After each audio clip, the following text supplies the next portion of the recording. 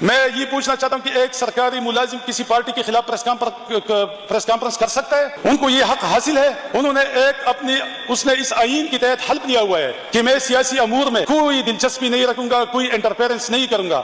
تو کیا ان کو یہ حق حاصل ہے کہ ایک پارٹی کے خلاف وہ مسلسل پریس کانفرنس کرتے رہی, ان کو گالیاں دیتی رہی, ان کو دھمکیاں دیتی رہی؟ انہوں نے پہلے کہا کہ عمران خان سیکیورٹی تھریٹ سے, تو یہ کوئی نئی بات نہیں ہے. قائد اعظم رحمۃ اللہ علیہ نے فرمایا کہ پالیسی بنانا, قومی پالیسی بنانا منتخب حکومت کا کام ہے. تو ان کے ساتھ کیا ہوا؟ جب فاطمہ جناح جنرل ایوب خان کے خلاف انہوں نے کہا کہ اس ملک میں صدارتی نظام نہیں چلے گا, یہاں بھی جمہوریت چلے گا, تو اس کے ساتھ کیا ہوا؟ فاطمہ جناح پہ غداری کی مقدمے لگی, فاطمہ جناح پہ انڈیا کی ایجنٹ کی فتوی لگی, ان پر دہشت گردی کی فتوی لگی. اس کے بعد جناب اسپیکر صاحب, ان لوگوں کے ہوتے ہوئے ہمارا ملک دو لخت ہوا, کیونکہ جن لوگوں نے, جن کا مینڈیٹ تھا, جن کو لوگوں نے مینڈیٹ دیا, اس کو حکومت نہیں دی گئی, تو ملک دو لخت ہوا. اس کے بعد بٹو صاحب اٹھے, انہوں نے ذرا اکڑ دکھائی, ان کو سمجھ آ گیا کہ فیصلے تو ہم نہیں کرتے, سارے اسٹیبلشمنٹ کرتے ہیں. تو جناب اسپیکر صاحب پھر ان کو ایک ایسی مقدمے میں جیل میں ڈالا گیا, اور پھر ان کو پھانسی دی گئی اور ان کو شہید کیا گیا. پھر بے نظیر آ گئی, بے نظیر کے ساتھ بھی یہی ہوا,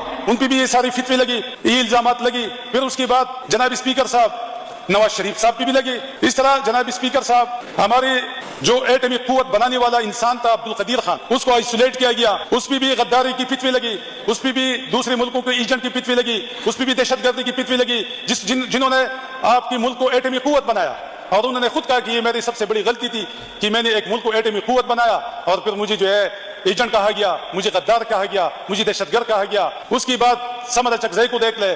اس کے علاوہ ہمارے خان عبدالولی خان, اس پہ بھی اس طرح غداری کی فتوی لگی, اس پہ بھی روسی ایجنٹ کی اور انڈیا ایجنٹ کی فتوی لگی, اس پہ بھی دہشت گردی کی فتوی لگی, الزامات لگی.